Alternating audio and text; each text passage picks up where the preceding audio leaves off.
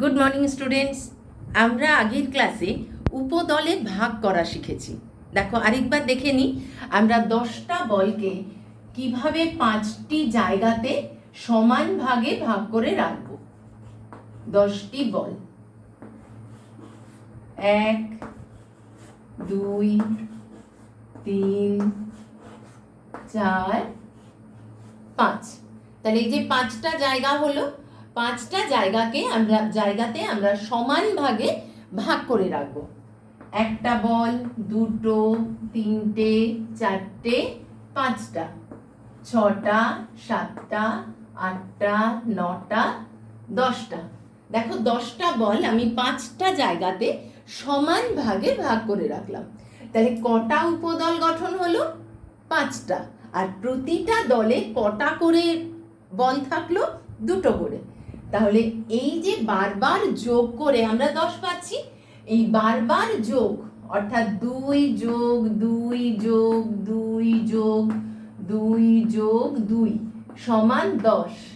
এটা না করে আমরা আরেকটু সংক্ষিপ্ত রূপে যাব, যোগের সংক্ষিপ্ত রূপ, সেটাকে আমরা বলবো গুণ। আমরা সেটাকে বলি গুণ। গুণকে ইংরেজিতে বলি মাল্টিপ্লিকেশন। মাল্টিপ্লিকেশন।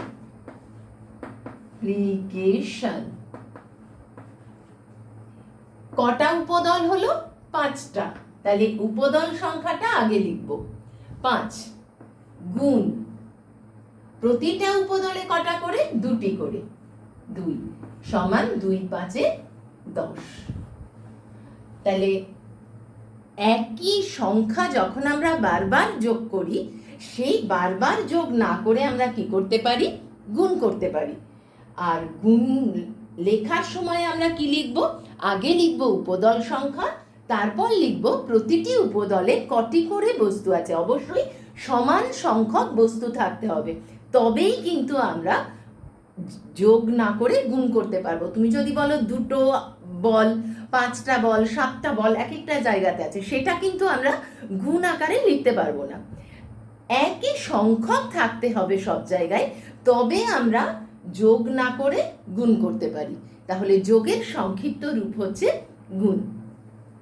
আজকে তাহলে এই পর্যন্তই।